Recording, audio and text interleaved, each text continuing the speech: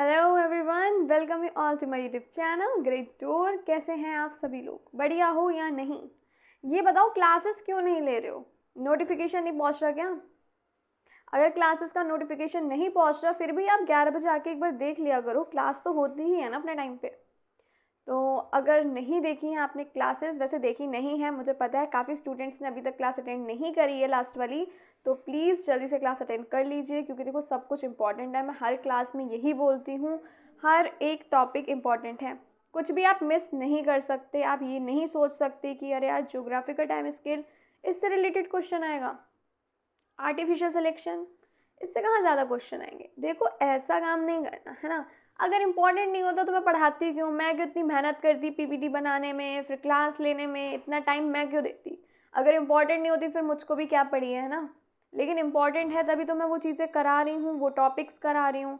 तो देखो ध्यान दो, सब क्लासेस अटेंड करो, टाइम पे दो। आई नो क्लासेस देखो ऑलमोस्ट हमारी आज 50 हो गई है ना।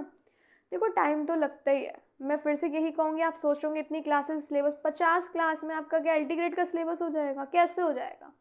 आई थिंक सिर्फ 11th का भी अगर आप सिलेबस करेंगे ना तो 60 क्लासेस तो आपकी नॉर्मल है। अगर डिटेल में पढ़ेंगे तो भी मुझे लगता है 70 to 80 या 90 क्लासेस नॉर्मल है, अगर आप सिर्फ 11th की पढ़ें डिटेल में।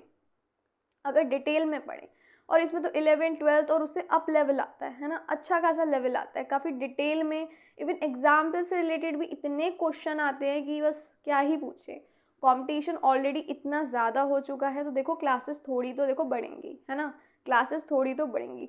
मैं आपको पहले ही कह रही हूँ, ऑलमोस्ट 80 क्लासेस तो आपकी 80 to 90 आपकी जूलॉजी की जाएंगी ही जाएंगी, अगर डिटेल में पढ़ना है तो। क्योंकि एग्ज़ाम के हिसाब से पढ़ो, अगर सिर्फ आपको नंबर के हिसाब से देखना है कि क्लास हमें 100 में एल्टी ग्रेड बायोलॉजी का सारा सिलेबस कंप्लीट हो जाए, तो देखो पॉसिबल नहीं है, बिल्कुल पॉसिबल नहीं है। या फिर ऐसा हो सकता है कि मैं आपको डिटेल में चीज़ें ना पढ़ाऊँ, बस ऊपरी ऊपरी टॉपिक को एक दो लाइन में एक्सप्लेन करूँ, देन हम आगे बढ़ जाए। एग्जाम्पल समझ आए ना आए, आगे आगे बस ये देखूँ कि भैया 100 क्लास में मुझे कैसे आपका सिलेबस कंप्लीट करना है। तो वो चीज़ तो करनी नहीं है, रट्टाबाजी तो होनी नहीं है ना, रोड मेमोराइजेशन तो करना नहीं है, हमें समझना है। जब तक टॉपिक समझ नहीं आएगा, एग्जाम्पल्स हैं वो समझ ही नहीं आ रहे, तो एग्जाम में क्वेश्चन कैसे सॉल्व करोगे? तो मैं पहले ही क्लियर बोल रही हूँ, क्लासेस देखो लंबी चलेंगी, लंबी तो चलेंगी। अगर आप सिर्फ सोच रहे हैं 100 या फिर 110 तक क्लासेस में कंप्लीट हो जाए, पॉसिबल नहीं है। कई ऐसे टीचर्स हो सकता है हों जो 100 110 में कर दें, हो सकता है 2-2 3-3 घंटे की क्लास लें तो हो भी जाए है ना। लेकिन प्रॉपर हम लोग ज़्यादा लोड ना पड़े तो क्लासेस में ज़्यादा लंबी नहीं रखती, ताकि आप पे एकदम प्रेशर ना पड़े। मैक्सिमम 1 घंटा होता है हमारा है ना, आधा पौन 1 घंटा, इतनी ही क्लासेस होती है। तो ये भी तो देखो, क्लास का टाइमिंग भी तो देखो। यहाँ तो 2-2 घंटे क्लास ले लेती हूँ मैं आपकी और सिलेबस जल्दी कंप्लीट हो जाएगा। या फिर ऐसा कर सकते हैं, डिटेल में बात ही ना करें, हर एक टॉपिक को 2-2 लाइन में मैं आपको समझाऊँ एंड देन सिलेबस कंप्लीट। तो या तो ये कर लो, उससे क्या होगा, जॉब थोड़ी लगेगी। एग्ज़ाम कैसे क्वालिफाई करोगे बताओ? कैसे क्वालिफाई वाली बात भी नहीं, हमें तो कट ऑफ जो जाएगी उसके बेस पे हमें जाना ना, उतना कट ऑफ पे आप जा तो पाओ। अब ऐसा तो है नहीं 100 में से 60 लाए पास हो गए। कंपटीशन कितना है, सब बच्चे तैयारी कर रहे हैं, तो देखो डिटेल में हर टॉपिक को पढ़ना तो पड़ेगा। अगर आपको जॉब चाहिए तो डिटेल में पढ़ना पड़ेगा, सब क्लासेस अटेंड करिए। और अगर सिर्फ नंबर देख रहे हैं आप कि 50 क्लासेस हो गई अभी तक इतना सिलेबस नहीं हुआ, तो भाई ये भी तो देखो कि हम कितना डिटेल में चीज़ें पढ़ रहे हैं। ये चीज़ भी तो आप लोग देखिए कि हम कितना ज़्यादा हर एक टॉपिक को, सब टॉपिक, एग्जाम्पल्स को कितना डिटेल में समझ रहे हैं। तो देखो मैं आप लोग के लिए मेहनत कर रही हूँ ताकि आप लोग का कोई टॉपिक ना रहे, एग्ज़ाम में कुछ रहे ना, बचे ना। हर एक एग्जाम्पल को हम डिटेल में पढ़ते हैं, तो आप लोग भी इतना तो कर ही सकते हैं कि अपनी एटलीस्ट डेली क्लास अटेंड करें। कोई बहुत लंबी क्लास तो होती नहीं है, आधा घंटा, पौन घंटा, 1 घंटा मैक्सिमम। उसमें भी अगर आप 24 घंटे में से 1 घंटा नहीं निकाल रहे हैं तो फिर एग्ज़ाम कैसे निकालेंगे बताइए?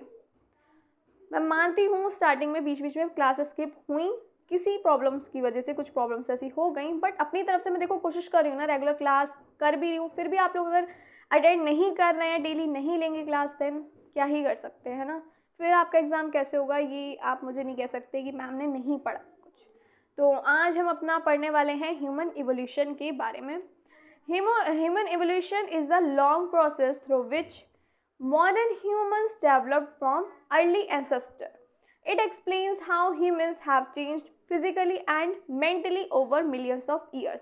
देखो ह्यूमन एवोल्यूशन ये क्या है, एक ऐसा प्रोसेस है जिसमें कैसे मॉडर्न ह्यूमंस डेवलप्ड हुए, अर्ली एंसेस्टर से, पूर्वज से कैसे मॉडर्न ह्यूमंस डेवलप हुए, ठीक है ना। ये बहुत ही स्लो वाला चेंजेस है, बहुत धीरे धीरे स्लो चेंजेस हुए, physically changes, mentally changes, millions of years लग गए इस एवोल्यूशन में। क्लियर या नहीं, जल्दी बताओ। क्लियर? अच्छा, हम ऑलरेडी पढ़ चुके हैं एवोल्यूशन के बारे में बहुत कुछ, ओरिजिन ऑफ एवोल्यूशन पढ़ चुके हैं, फर्स्ट लिविंग सेल है ना, सिंपल टू कॉम्प्लेक्स फॉर्म कैसे हुई, कैसे पहला लिविंग ऑर्गेनिज्म हुआ, डेवलप हुआ, तो ये सारी चीज़ें हम पढ़ चुके हैं। प्रीवियस क्लासेस नहीं देखी हो तो अटेंड कर लो। ऑलरेडी मैंने चैनल पे प्लेलिस्ट बना दी है, एलटी ग्रेड बायोलॉजी बाय शैली गुलाटी, तो आप उसमें देख सकते हैं। कोई भी क्लास अगर मिस हो गई हो, वैसे तो मुझे पता है काफ़ी स्टूडेंट्स हैं जो लापरवाही कर रहे हैं, काफ़ी स्टूडेंट्स हैं। तो मानव विकास, ह्यूमन एवोल्यूशन को हम बोलेंगे मानव विकास। मैं लिख देती हूँ, एक सेकेंड, एक मिनट, एक सेकेंड, पूरा सेटअप ही हिल जाता है कई बार। ह्यूमन एवोल्यूशन यानी मानव विकास,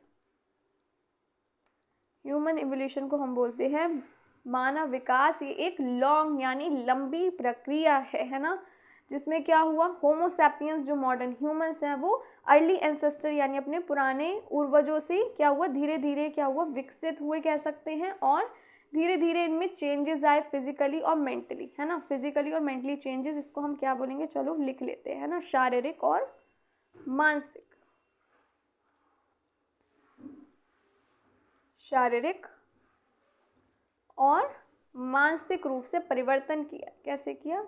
शारीरिक और मानसिक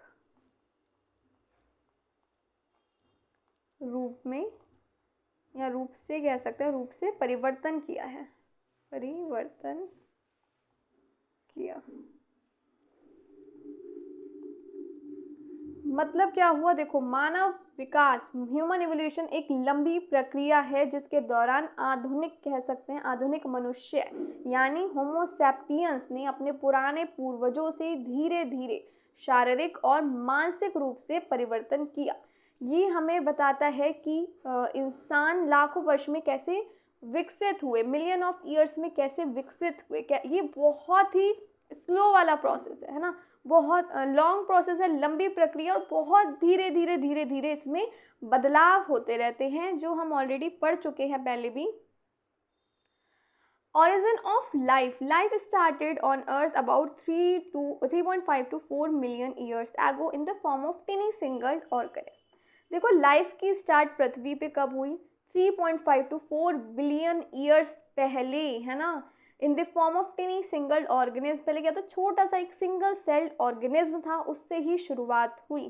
पहले हमारी जो अर्थ थी वो ऑक्सीजन फ्री थी, है ना, ऑक्सीजन फ्री थी हमारी अर्थ, हम ऑलरेडी पढ़ चुके हैं। फिर हमने ये भी पढ़ा है कैसे धीरे धीरे धीरे ऑक्सीजन आई अर्थ पे, है ना। पहले तो ऑक्सीजन फ्री थी, ऑक्सीजन थी ही नहीं, नो ऑक्सीजन, है ना, प्रेजेंटेड। चलिए, अब हम बात करें तो जीवन की शुरुआत लगभग 3.5 to 4 हम कह सकते हैं अरब साल पहले हुई, ठीक है ना। सबसे पहले कौन से ऑर्गेनिज्म कह सकते हैं बने? वो थे हमारे टीनी सिंगल सेल्ड ऑर्गेनिज्म, जिसे हम बोलते हैं सूक्ष्म जीव। पेन, सूक्ष्म जीव यानी हमारे टिंगल सिनी सेल्ड ऑर्गेनिज्म की बात हो रही है। Slowly more complex organism evolved leading to animals including primates, our ancient relatives। ये बाई मिस्टेक हो गया, इसको इग्नोर मार दो, ये ओ जो बाई मिस्टेक लिख गया है। देखो, धीरे धीरे क्या हुआ, सिंपल ऑर्गेनिज्म से क्या हुआ, कॉम्प्लेक्स ऑर्गेनिज्म बने, है ना, विकसित हुए, यानी सिंगल सेल से multi celled, simple to complex organism बने, जैसे कि ह्यूमंस हो गए, है ना, एनिमल्स हो गए। किससे बने? प्राइमेट्स यानी हमारे पूर्वज, प्राइमेट्स हो गए हमारे पूर्वज, ठीक है। चलो, यहाँ तक क्लियर हुई सब चीज़। समय के साथ ये जीव कॉम्प्लेक्स हुए, अधिक हम कह सकते हैं जटिल बने, और आखिरकार जानवर और प्राइमेट्स का विकास हुआ, जो हमारे पूर्वज थे, है ना, हमारे पूर्वज जो थे उनका विकास हुआ। चलो नेक्स्ट देखते हैं, प्राइमेट्स यानी हमारे पूर्वज, हमारे ancestor. Primates are a group of mammals that include monkeys, apes and humans. Primates एक ग्रुप है मैमल्स का जिसमें इंक्लूड हो गए बंदर, हो गए एप्स, हो गए, है ना, और हो गए ह्यूमंस। क्लियर? बंदर, लंगूर, गौरिल्ला और इंसान। क्लियर? लिख दूं यहाँ पे, लिख दूं कौन कौन से हो गए हमारे बंदर और लंगूर। लंगूर तो अब दिखाई नहीं देते ना, जू वगैरह में दिख जाए, वैसे तो दिख जाते थे पहले, अब तो कम दिखते हैं। गौरिल्ला और हो गए हम ह्यूमंस यानी इंसान, है ना। चलो प्राइमेट्स क्या है? ग्रुप है मैमल्स का। चलो इसे मैं इरेज कर दूं, फिर आगे का देखते हैं। इंपॉर्टेंट फीचर्स क्या थे इनकी? ग्रैस्पिंग हैंड्स यानी पकड़ने वाले हाथ और अंगूठा, मैं यहाँ लिख देती हूँ, पकड़ने वाले हाथ और अंगूठा। ये हम बात करें इंपॉर्टेंट फीचर्स की, यानी मुख्य विशेषताएं क्या थी। और अंगूठा, फिर आ जाएंगे फॉरवर्ड फेजिंग आईज यानी आगे की तरफ देखने वाली आंखें। पेन का कलर चेंज कर लूं ताकि मिक्सअप ना हो जाए, है ना। फॉरवर्डिंग फेसिंग आईज यानी आगे की तरफ देखने वाली आंखें, यानी आईज। ये मैं इसलिए थोड़ा बहुत हिंदी में लिख देती हूँ ताकि जो हिंदी मीडियम वाले हैं उनको भी दिक्कत ना हो, है ना। तो ये बात हो गई forwarding facing eyes. Then big brain compare to body size, यानी क्या हुआ? शरीर के अनुपात में बड़ा दिमाग, बिग ब्रेन होगा कंपेयर करें अगर हम बॉडी साइज से, यानी शरीर का या शरीर के अनुपात में बड़ा दिमाग होगा। क्लियर यहाँ तक? Humans evolve from a group of primates call, जो ह्यूमंस इवॉल्व हुए, हम कह सकते हैं ह्यूमंस, इंसानों का विकास एप्स से हुआ। जो प्राइमेट्स की बात हो रही है, पूर्वज की बात हो रही है, humans evolve from a group of primates, जिसे हम बोलेंगे एप्स, यानी इंसानों का विकास। एप्स यानी वानर, यहाँ पे मैं लिख दूँ एप्स एप्स एप्स, यानी वन मनुष्यों से हुआ। क्लियर? तो ह्यूमंस कहाँ से इवॉल्व हुए? From a group of primates, जिसे हम बोलेंगे एप्स, यानी वन मानुषों से इंसान का, ह्यूमंस का विकास हुआ। क्लियर यहाँ तक? आगे बढ़ें। यहाँ तक कोई दिक्कत परेशानी? देखो किसी भी टॉपिक, किसी लाइन में कोई भी कंफ्यूजन हो तो प्लीज़ जल्दी से मुझे बता दो, जल्दी से हम सॉल्व करते हैं। आगे बढ़ें। नेक्स्ट आ गया evolution from apes to humans, important stages in human evolution कह सकते हैं। चलो देखते हैं, ये आ गई हमारी पहले सारी स्पेशीज़। एक सेकेंड, सबसे पहले ये आ गई हमारी स्पेशीज़। चलो देखते हैं इनको एग्जैक्ट हम कैसे प्रोनाउंस कर सकते हैं, है ना। सबसे पहले आ जाएगी हमारी ड्रायोपेथिक्स।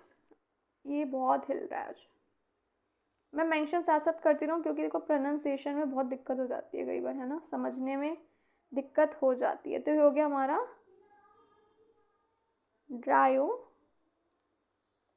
ड्रायोपेथिक्स। क्यों हिल रहा है आज इतना? एक सेकेंड, अब ठीक है। चलो पिथिक्स, ड्रायोपिथिक्स एक स्पेशीज हो गई हमारी। एक सेकेंड,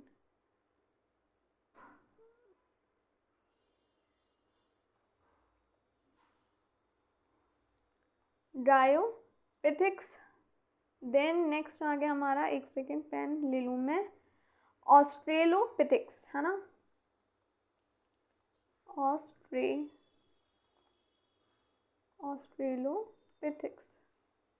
पिथिक्स। नाम कितने अजीब होते हैं, कई बार मैं सोचती हूँ नाम क्यों ही रखे, है ना। फिर आ जाएंगे कौन, फिर आ जाएंगे हमारे होमो हेबिल्स। हेबिल्स कहाँ गए, पेन पेन पेन, हेबिलिस कह सकते हैं, है ना। होमो हेबिल्स यानी हैंडीमैन। उसके बाद आ जाएंगे हमारे होमो इरेक्ट, है ना। होमो इरेक्ट, होमो कट गया क्या, इरेक्ट। देन आ गए हमारे कौन, होमो, कौन से होमो हैं ये, एक मिनट पेन ले लो। फिर आ जाएंगे हमारे होमो, कहाँ गया, होमो निएंडर, निएंडरथैलेंसिस, होमो निएंड्रलेंसिस,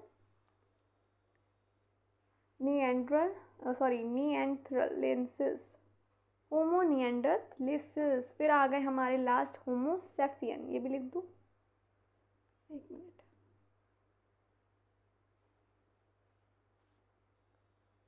होमो सेपियंस यानी मॉडर्न ह्यूमन, सेपियंस पूरा ही हिल गया, है ना।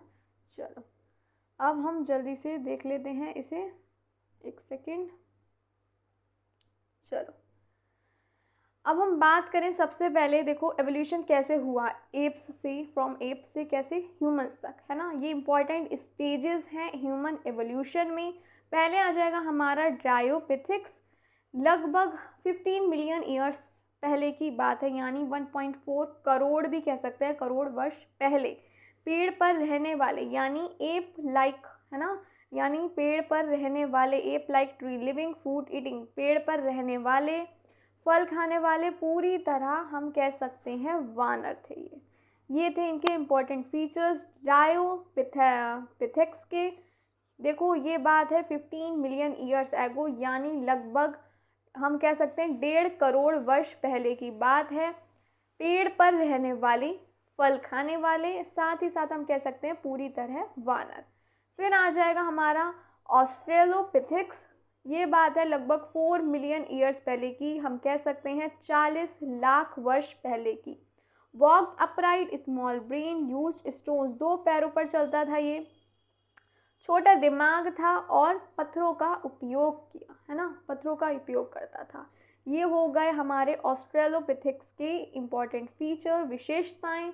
फिर आ जाएंगे हमारे होमो हेबिल्स, देखो ये बात है लगभग 2.4 मिलियन ईयर्स पहले की, यानी हम कह सकते हैं 24 लाख वर्ष पहले की। तब क्या किया गया, यूज किया गया टूल्स का, हम कह सकते हैं औजारों का प्रयोग, और लार्जर ब्रेन यानी बड़ा दिमाग। ये हो गया हमारा होमो हेबिलिस का इम्पॉर्टेंट फीचर्स। फिर आ जाएगा होमो एरेक्ट्स, ये बात है 1.8 मिलियन ईयर्स पहले की, यानी लगभग हम बात करें अगर 18 वर्ष पहले की। तब क्या हो किया, आग का उपयोग और शिकार करता था, use fire and hunted animals, शिकार करता था। फिर आ गए हमारे होमो निएंडरलेंसिस, ये बात है करीबन अगर हम देखें 2 लाख वर्ष पहले की, है ना, 2 लाख वर्ष पहले की ये बात है। Lived in caves, used cloth, गुफाओं में रहता था, कपड़े पहनता था।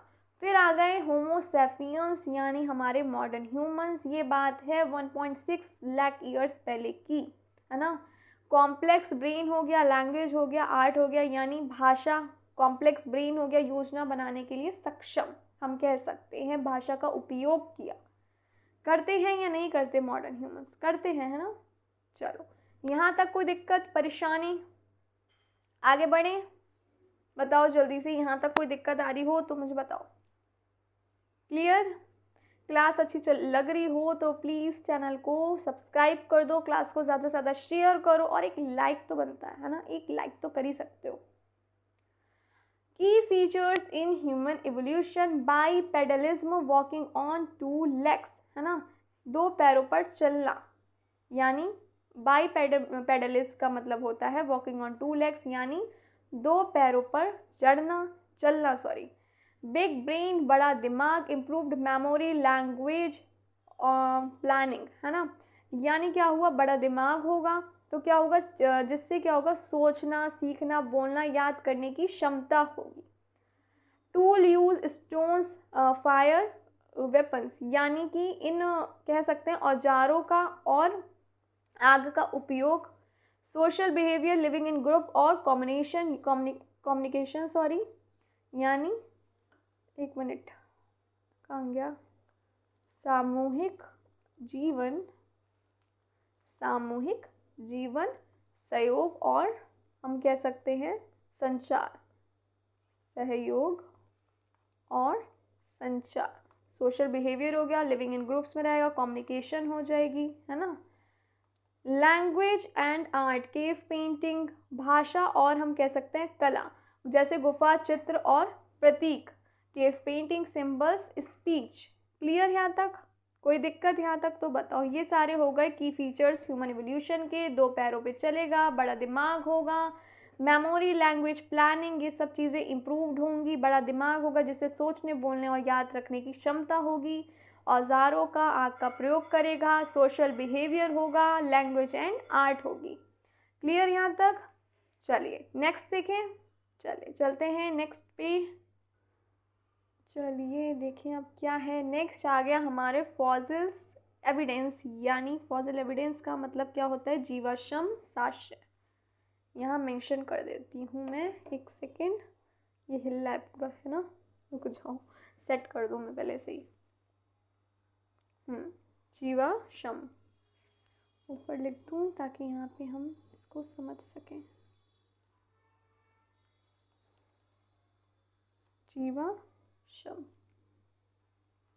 जीवाश्म हम कह सकते हैं साक्ष्य। फॉसिल्स एविडेंस को हम क्या कहेंगे, जीवाश्म साक्ष्य। क्या होता है, चलो पहले बता रही हूँ, नोट कर लो, फिर हम इसे समझते हैं। Fossil evidence, scientist study fossils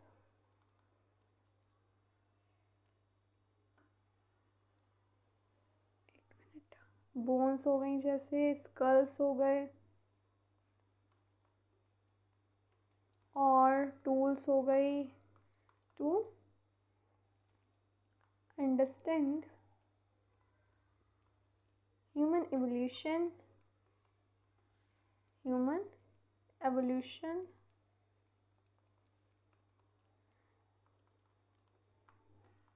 fossils are found in Africa,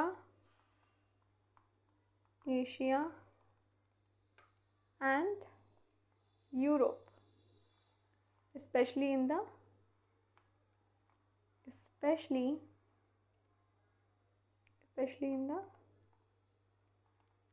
great valley, कह सकते हैं ग्रेट रिफ्ट वैली। कहाँ है ये, है अफ्रीका में। चलिए इसे नोट करिए, फिर हम इसे समझते हैं। नोट कर लीजिए, scientist study fossils, bones, skull, tools to understand human evolution, यानी वैज्ञानिकों ने हड्डियाँ कह सकते हैं, खोपड़ी कह सकते हैं, और पुरानी औजार को खोजे हैं हम ये कह सकते हैं, जो मानव विकास का प्रमाण है। Fossils are found in Africa, Asia and Europe, especially in the great rift valley, यानी अफ्रीका। जो ये फॉसिल्स हैं, जो जीवाश्म हैं, ये मुख्य रूप से अफ्रीका, एशिया और यूरोप में मिले, है ना, यूरोप में पाए गए। स्पेशली कहाँ पे, ग्रेट रिफ्ट वैली, जो कहाँ है, अफ्रीका में। नोट कर लीजिए, फिर हम आगे बढ़ते हैं। नेक्स्ट है हमारा चार्ल्स डार्विन्स रोल। ये तो हम ऑलरेडी पढ़ चुके हैं, चार्ल्स डार्विन रोल का हम ऑलरेडी पढ़ चुके हैं। Darwin theory of natural selection नहीं देखी हो अगर आप लोगों ने, तो प्लीज़ क्लास अटेंड कर लीजिए। प्रॉपर प्लेलिस्ट बनी है, इंटीग्रेट बायोलॉजी बाय शैली गुलाटी, चैनल पे पोस्ट हैं, सारी वीडियोज़ हैं, सारी क्लासेस हैं। जो भी क्लास मिस हो गई हो जल्दी से जाइए और क्लास अटेंड कर लीजिए। हम ऑलरेडी नेचुरल सिलेक्शन के बारे में बहुत कुछ पढ़ चुके हैं। याद करिए, इन्होंने ही दी थी नेचुरल सिलेक्शन की थ्योरी, है ना, फिट टेस्ट वाली याद है या नहीं है लाइन, किसे किसे याद है? चलो, डार्विन एक्सप्लेन्स, या हम कह सकते हैं Darwin's theory of natural selection, इनकी ही थ्योरी थी नेचुरल सिलेक्शन, जो फिटेस्ट होगा वो सर्वाइव करेगा। याद है या नहीं? पूरी हमने क्लास करी है natural selection versus artificial selection पे, देख लेना नहीं देखी है तो। काफ़ी स्टूडेंट्स ऐसे होंगे जिसने अभी तक नहीं देखी है, तो जल्दी से क्लास अटेंड कर लीजिए। Darwin's theory of natural selection explain how the fittest individuals survive, जो fittest होगा वो कैसे survive करता है ना? Individuals survive and reproduce, leading to evolution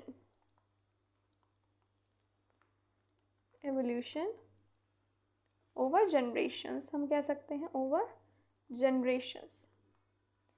देखो, एवोल्यूशन बहुत ही धीरे धीरे होने वाला प्रोसेस है, हम जानते हैं। डार्विन की जो थ्योरी थी नेचुरल सिलेक्शन, इसमें इन्होंने एक्सप्लेन किया था जो इंडिविजुअल जो होगा वो फिटेस्ट होगा, जो वही सर्वाइव कर पाएगा, है ना, वही सर्वाइव कर पाएगा।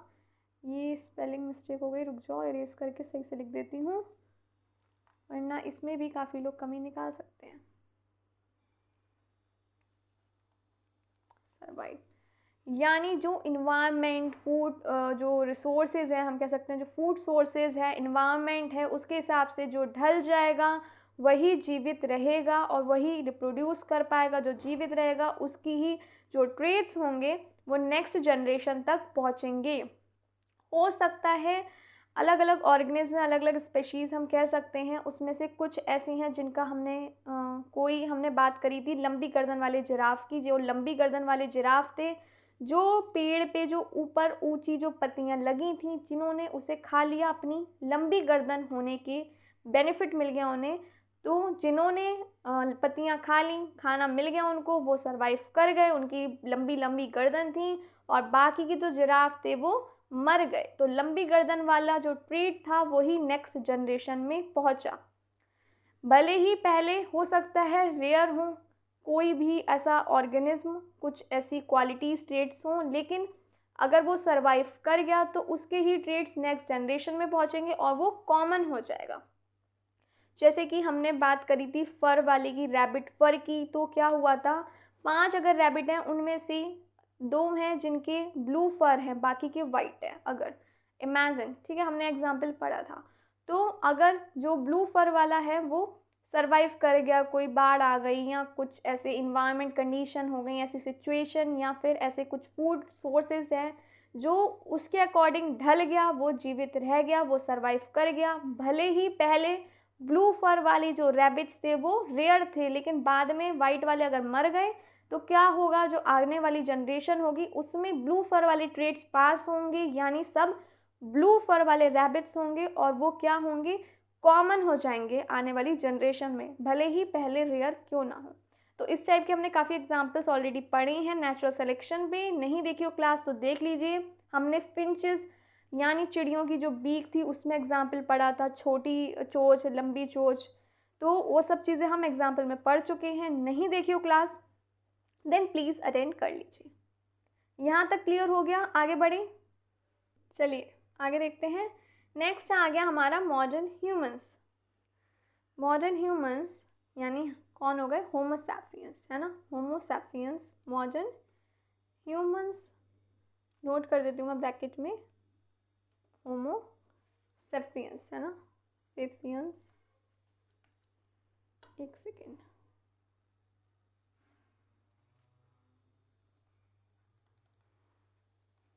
ठीक है ना। ये फर्स्ट कब अपीयर्ड हुए, first appeared in Africa, Africa में हुए, इन अफ्रीका। कब, अबाउट हम कह सकते हैं 1,60,000 ईयर्स पहले, है ना, ईयर्स एगो, क्लियर। 1,60,000 साल पहले हम कह सकते हैं कि ये क्या हुए, अपीयर्ड हुए, they spread across the world, they spread across, एक second, across the world, replacing other human species.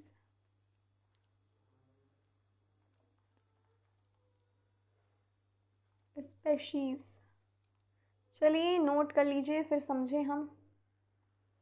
Homo sapiens का हम कह सकते हैं ये फर्स्ट अपीयर्ड हुए अफ्रीका में, लगभग हम कह सकते हैं 1.6, हम कह सकते हैं लाख भी कह सकते हैं, लाख साल पहले, है ना, 1.5 लाख साल भी बोल लो, 1.6 वैसे एग्जैक्ट है, 1.6 लाख ईयर्स पहले। क्लियर। फिर क्या हुआ, उन्होंने धीरे धीरे पूरे विश्व में, पूरे वर्ल्ड में फैलकर अन्य मानवों प्रजातियां जो हैं उनकी जगह ले ली, बाकी जो ह्यूमन स्पेशीज थी उनकी जगह ले ली होमोसेपियंस ने, यानी मॉडर्न ह्यूमंस ने। 1,60,000 साल पहले, यानी हम कह सकते हैं 1.6 लाख ईयर्स पहले। क्लियर। चलो नेक्स्ट आ गया, human evolution is slow but amazing journey from tree dwelling apes to intelligent beings and art, language and science. It shows how natural shapes life through adaptation and survival. देखो human evolution बहुत ही धीरे धीरे होने वाला process है, बहुत slow process है। अगर हम बात करें ह्यूमन एवोल्यूशन की जर्नी की तो वो बहुत ही अमेजिंग जर्नी है। जो पेड़ पर रहने वाले वानर से आज के ह्यूमन बींग्स, एक इंटेलिजेंट ह्यूमन बींग्स तक पहुंची, है ना, तो काफ़ी चमत्कारी यात्रा है ये, काफ़ी धीरे धीरे होने वाला प्रोसेस है। ये दिखाता है कि कैसे नेचर यानी प्रकृति कैसे बदलाव और एडेप्टेशन के ज़रिए बढ़ती है। क्लियर यहाँ तक, आगे बढ़ें।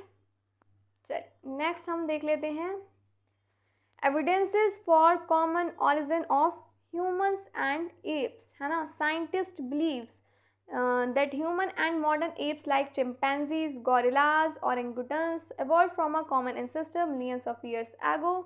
This belief is supported by several scientific evidence. देखो साइंटिस्ट वैज्ञानिकों का मानना है कि जो ह्यूमंस हैं और मॉडर्न एप्स हैं, जैसे चिंपैंजी हो गया, गोरिल्ला हो गया, ये सब एक कॉमन एंसेस्टर से ही विकसित हुए हैं, इवॉल्व्ड हुए हैं मिलियंस ऑफ ईयर्स पहले। और काफ़ी सारे ऐसे साइंटिफिक एविडेंसेस हैं जिन्होंने इस बात को हम कह सकते हैं सपोर्ट किया। चलिए देखते हैं। पहला आ जाता है एनाटॉमिकल एविडेंस, यानी body structure. Similar skeleton, humans and apes have similar bones in arms, legs, hands and skull. देखो सिमिलर स्केलेटन है ह्यूमंस और एप्स की, जो बोन्स हैं आर्म्स में, लेग्स, हैंड्स, स्कल, ये सब सिमिलर है, काफ़ी हद तक एक जैसी हैं हम कह सकते हैं। मानव और एप्स यानी वानर की बात हो रही है यहाँ पे, यानी देखो एनाटॉमिकल एविडेंस यानी मानव और एप्स की हम कह सकते हैं समान उत्पत्ति के प्रमाण हैं ये। चलो देखते हैं एनाटॉमिकल एविडेंस यानी शारीरिक, यहाँ लिख देती हूँ मैं, शारीरिक रचना का प्रमाण है ये, शारीरिक रचना का प्रमाण।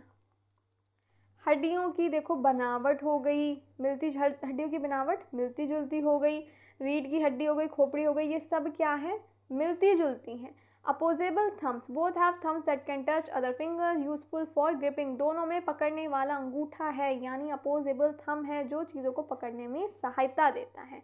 Dental structure, the arrangement and shape of teeth are quite similar, जो अरेंजमेंट है दांतों का, जो शेप है वो क्वाइट सिमिलर है। Eyes, both have binocular vision, दोनों के पास क्या है, बाइनोक्यूलर विजन है, यानी आंखें कहाँ होंगी, सामने होंगी। Which helps in depth perception, जिससे गहराई का अंदाज़ा लगाने में मदद मिलती है। फिर आ जाएगा हमारा embryological evidence, early stages of development of humans and apps look very similar, जो अर्ली स्टेजेस होंगी डेवलपमेंट की यानी एम्ब्रियो की, जैसे हम बात करें ह्यूमंस में, इंसान और वानर में, वो काफ़ी सिमिलर होगी। This suggest that they share same pattern of development which is inherited from a common ancestor, यह दर्शाता है, हम कह सकते हैं कि जो पैटर्न है डेवलपमेंट का ह्यूमंस और एप्स में वो क्या है, कॉमन इंसेस्टर से ही इनहेरिट हुआ है, पूर्वजों से ही प्राप्त हुआ है। जेनेटिक एविडेंस यानी डीएनए सिमिलरिटी, सोच के भी आप हैरान हो जाएंगे कि ह्यूमंस और चिंपैंजी का जो डीएनए है वो अबाउट 98.7% सिमिलर है। जी हाँ, 98.7% सिमिलर है।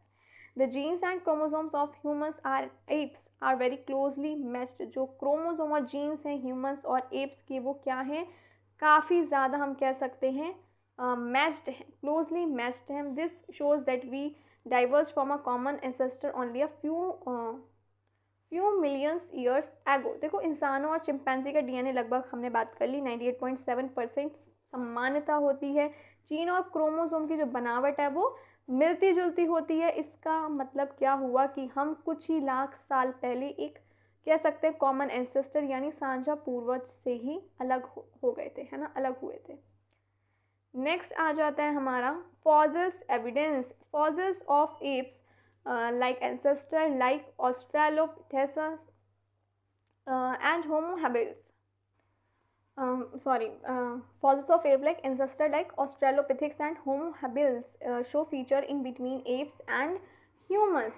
जैसे अगर हम बात करें ऑस्ट्रेलोपिथिक्स और होमो हैबिल्स, है ना, इनके जो जीवाश्म ऐसी कह सकते हैं हम, जीवाश्म ऐसे जीवों के थे जो एप्स और इंसान के बीच की कड़ी थे, है ना। इनके जो फॉसिल्स थे वो क्या थे, हम कह सकते हैं कड़ी थे एप्स और ह्यूमंस के बीच की। Fossils show gradual change from ape like to human like form over millions of years. इन कह सकते हैं हम जीवाश्मों यानी फॉसिल एविडेंस से पता चला कि धीरे धीरे कैसे एप्स से हम कह सकते हैं एप्स जैसे शरीर एक्चुअली के एप जैसे शरीर से इंसानों जैसे शरीर तक कैसे बदलाव हुआ।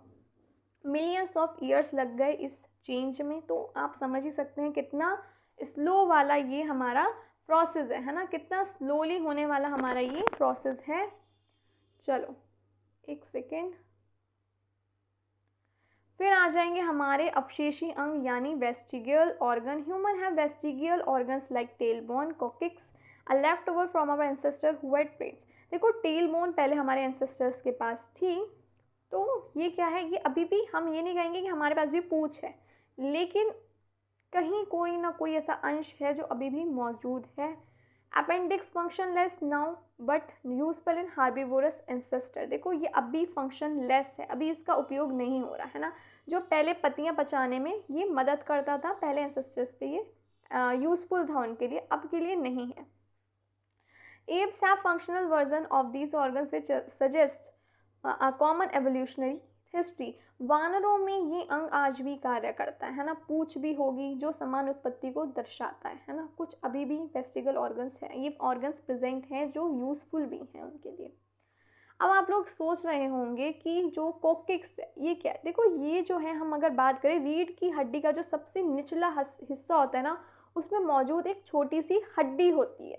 ये हमारे पूर्वज में की पूंछ का बचा हुआ एक हिस्सा है जो टेल बोन है, जो अभी मैंने बात करी रीढ़ की हड्डी के सबसे निचले हिस्से में, नीचे हिस्से में मौजूद एक छोटी सी हड्डी है जो हमारे पूर्वज की पूंछ का बचा हुआ एक हिस्सा है। अब इसका कोई विशेष कार्य नहीं है, इसलिए इसे कहा जाता है वेस्टिगल ऑर्गन यानी अवशेषी अंग। Behavioural and social similarities apps and humans both have, है ना। Humans and apes and humans both have used tools, show emotions, social bonds and complex communication, live in social groups and take care of their young। देखो यानी behavioral and social similarities, है ना। इसका मतलब क्या हुआ, पेन ले लो एक मिनट। इसका मतलब हुआ व्यवहारिक और सामाजिक समानताएं।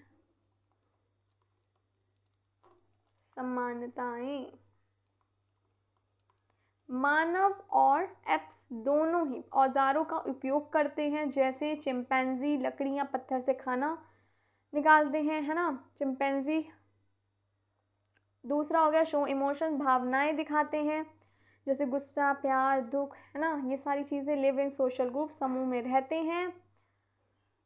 और हम क्या कह सकते हैं, समूह में रखते हैं, अपने बच्चों की देखभाल करते हैं नहीं करते, अपने बच्चों को कैसे चिपका के रखते हैं, आपस में संकेतों या ध्वनि से संवाद भी ये करते हैं, कम्युनिकेशन करते हैं।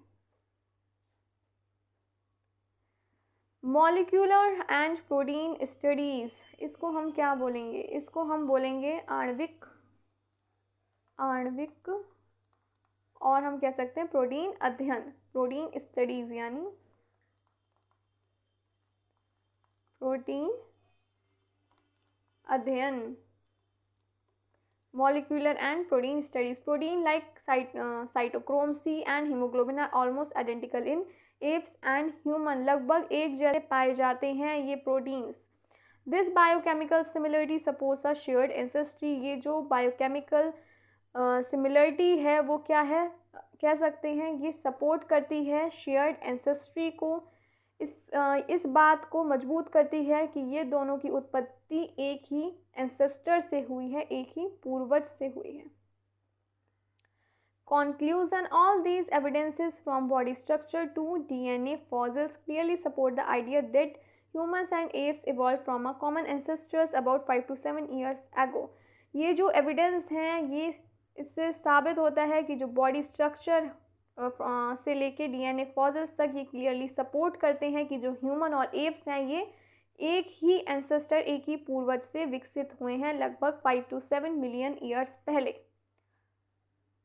डिफरेंस क्या है ह्यूमंस और एप्स के बीच, देखो सबसे पहले फीचर हम बात कर लें scientific names, humans feature humans and apps, ठीक है ना। ह्यूमंस में बात कर ली हमने होमो सैपियंस, एप्स हो गए हमारे जैसे चिंपैंजी और गोरिल्लास। साइंटिफिक नेम होगा होमो सैपियंस ह्यूमंस का, और अगर हम बात करें एप्स का तो इसमें हमारा होगा ये वेरीज, फॉर एग्जांपल अगर हम चिंपैंजी की बात करें तो ये होगा पेंट्रैग्लोडाइट्स, है ना, पेंट्रैग्लोडाइट्स, ये हो गई चिंपैंजी का साइंटिफिक नेम। पोस्चर की अगर हम बात करें तो ये फुली अपराइट होंगे यानी बाइपेडल होंगे, यानी क्या इसमें बात हो रही है शरीर की मुद्रा की, पूरी तरीके से हम कह सकते हैं सीधे खड़े होंगे। चलो मैं यहाँ पे एक बार लिख देती हूँ, शरीर की मुद्रा, है ना, शरीर की मुद्रा यानी क्या होंगे, ये पूरी तरह से सीधे खड़े होते हैं, है ना। और एप्स की अगर हम बात करें तो क्या होगा, सेमी अपराइट और निकल वॉकिंग, यानी क्या होगा पूरी तरह ये जो है सीधे खड़े नहीं होते, है ना। हम कह सकते हैं ये हाथ पैर से चलते हैं और हम कह सकते हैं ये आंशिक सीधे होते हैं। वॉकिंग स्टाइल की बात करें तो होमो सैपियंस दो पैरों से चलते हैं और ये हैंड और फीट दोनों का यूज़ करके चलते हैं जो हमारे एप्स होते हैं। ब्रेन साइज जो होगा वो लार्जर होगा, कितना होगा अप्रॉक्स 1350 सीसी यानी क्यूबिक सेंटीमीटर। और अगर हम बात करें एप्स की तो इनका स्मॉलर होगा, जैसे चिंपैंजी का होगा अप्रॉक्स 400 सीसी यानी 400 cubic centimetre. 1 CC is equal to होता है 1 मिलीलीटर, याद रखिएगा। क्रेनियल शेप की अगर हम बात करें तो राउंडेड स्कल होगा, है ना, राउंडेड स्कल होगा विद हाई फोरहेड, ठीक है ना, क्लियर यहाँ तक तो बताओ। गोल सिर और ऊंचा माथा होगा। और अगर हम एप्स की बात करें तो इसमें क्या होगा, एप्स में होगा flatted skull with sloping forehead यानी चपटा सिर और हम कह सकते हैं ढलवा माथा। उसके बाद आ जाएंगे jaw and teeth, smaller jaws होंगे, शॉर्ट कैनाइन्स होंगे, क्लियर, जल्दी बताओ। छोटा जबड़ा और छोटे कैनाइन्स होंगे, कैनाइन टीथ, दांत।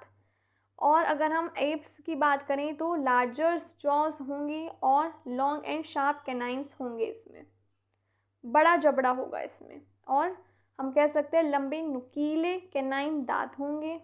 फेस की अगर हम बात करें तो फ्लैट फेस होगा, नो स्नाउट। और एप्स में बात करें तो प्रोजेक्टिंग फेस और स्नॉट होगा, यानी इसमें क्या होगा, सपटा चेहरा भी हम कह सकते हैं, थूथन नहीं होता है। और अगर हम बात करें एप्स की, स्नॉट को हम हिंदी में बोलते हैं थूथन, स्नॉट को, ठीक है।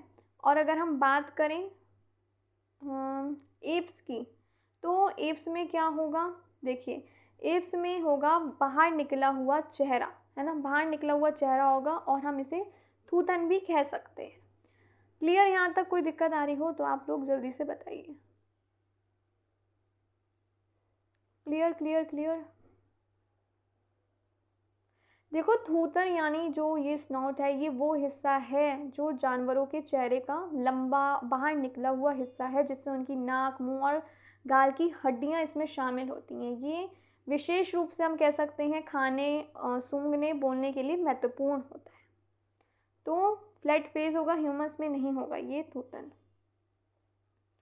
देन अगर हम बात करें हैंड्स एंड थम्स की, हैंड्स अगर थम्स की अगर हम बात करें तो ह्यूमंस के लॉन्ग थंब होगा, बेटर ग्रिप होगी एंड कंट्रोल होगा।